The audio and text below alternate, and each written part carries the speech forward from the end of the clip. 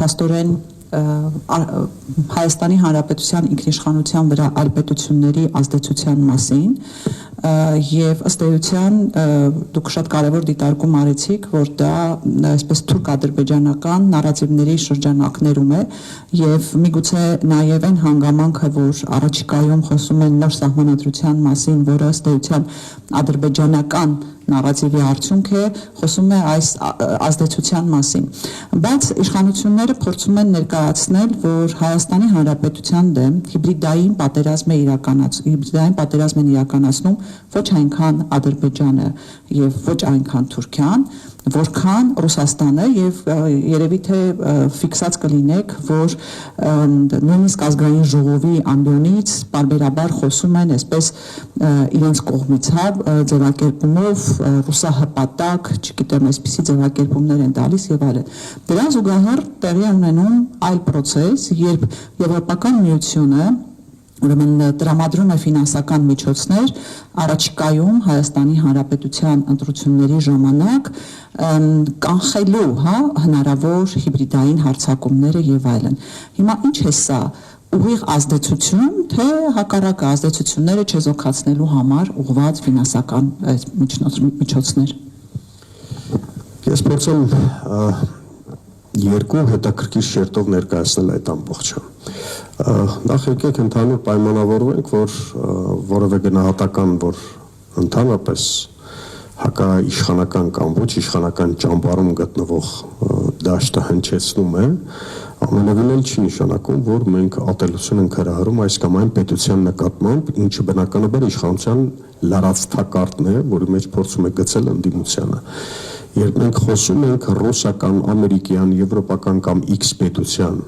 տվյալ ժամանակահատվածում Հայաստանի շահերից չբխող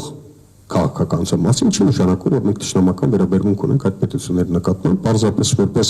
սուվերեն պետության իրավունք ունեցող, ձայն ունեցող միջազգային հանրությունում, մենք մեր ձայնը պիտի բարձրացնենք այդ քաղաքականության վերաբերյալ, որը հակասում է մեր պետական ազգային երակապետական կամ կենսական շահերին, որոնք ձևակերպված չեն որպես այդպիսին մեր իշխանության կողմից։ Տեսեք, Եվրոպան այսօր խոր ճգնաժամի մեջ է։ Եվրոպան այդ ճգնաժամի մեջ ամենայն դեպս փորձագիտական եւ վերլուծական անցած մի քանի տարվա ընթացքում ես անդադար հազանգում եմ այդ մասին, որ Եվրոպական միություն որպես այդպիսի, որպես քաղաքական երբեմնի դերակատար, ինքը վերանալու է աշխարհի քաղաքական քարտեզից որոշումների, վալիդ որոշումների ընդունման տեսանկյունից։ Տեսնում ենք Գերմանիայում, Ֆրանսիայում ինչ գործընթացներ են տեղ ունենում տնտեսական փլուզում, երբեմնի այդ մոգական, կախարդական պատկերացումները Եվրոպայի մասին եւ այլն եւ այլն։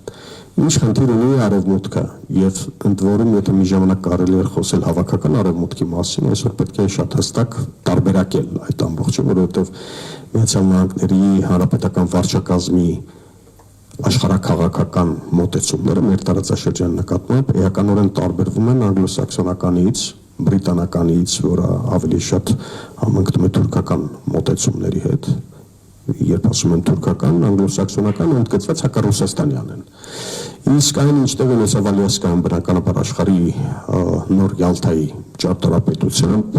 ակնհայտորեն պարզ էր, որ այս ամբողջին պետք է քավության նոխազ, դա Եվրամիությունն էր։ Եվրամիությունը որպես քաղաքական միավոր։ Ինչ անում Եվրամիությունը նմանատիպ ֆինանսական հոսքեր բերելով այս տարածաշրջան, փորձում է ռուս-ամերիկյան կոնսենսուսի մեջ ճաքեր առաջացնել, ճեղքեր առաջացնել եւ այդ ճեղքերից մեկը հենց հարավկովկասյան տարածաշրջանն է, ճակատն է։ Եվրոպան ի վերջո որտեղ կարող է ազդեցություն ունենալ ոչ Կրեմլի վրա, ոչ Սպիտակ տան վրա, որոշումների ընդունման այդ կենտրոնների վրա ինքը ազդեցություն չի կարող ունենալ։ Եվրոպան այժմ փորձում է պրոքսի դերակատարներ գտնել տարբեր տարածաշրջաններում։ Հարավային Կովկասում այդ պրոքսի դերակատարը Նիկոլ Փաշինյանի իշխանությունն է, որը կարող է այդ ճակը խորացնել, ընդգծելով հակառուսաստանյան այսպես այդ դիրքորոշումները։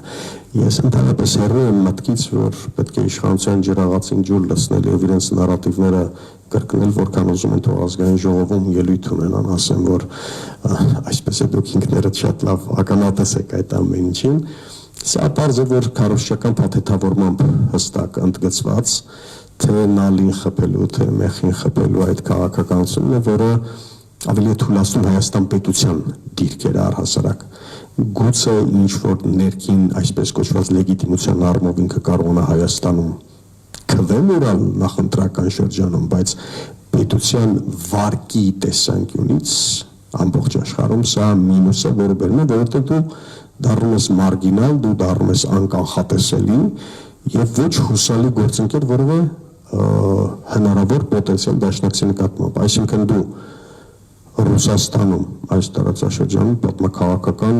կշիռ եւ ազդեցություն ունեցող գլխավոր պետության, դեռ չեմ խոսում միջուկային տերության եւ այլն մասին կամ աշխարհի անվտանգությունն վիճարկող պետության,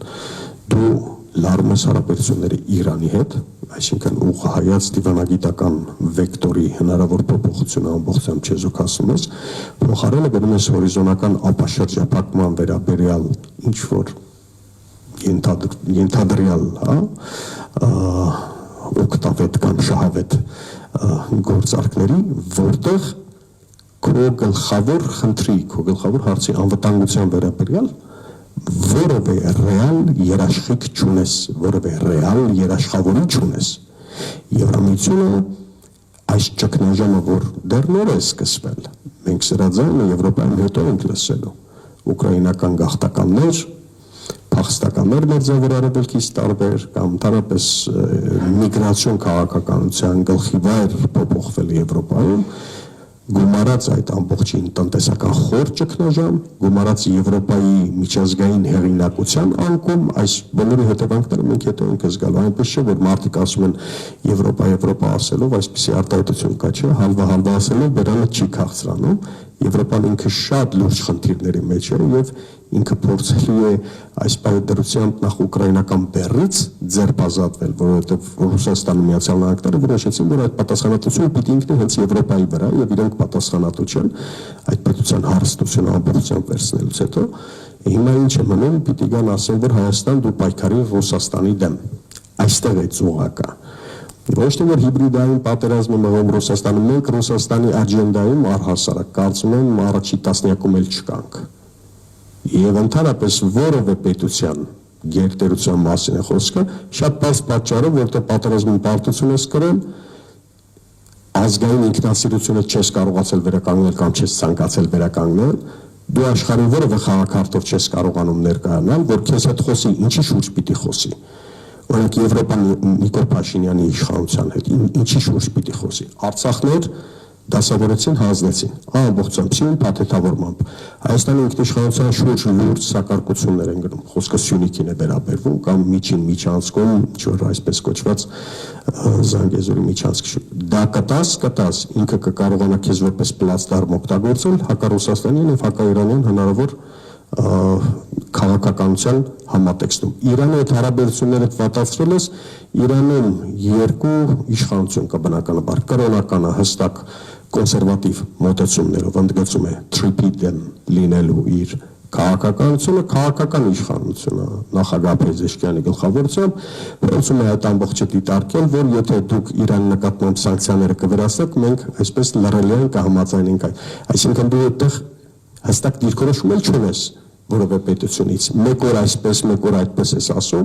եւ դրա համար հայտնվել ենք օդից կախված մի վիճակում, Եվրոպան էլ ասում է, ձեզ ինչ է անհրաժեշտ, փող, կտանք այդ փողը, շարունակեք հակառուսաստանյան դիրքորոշումը որդեգրել։ Ամբողջ խաղը կարծում եմ հենց այս տրամաբանության շուրջ է հյուսվել եւ կմախքը առանցքը Հայաստանը հերթական պլատֆորմ դարձնելը հակառուսաստանյան եւ հակաիրանական գործողությունների համար։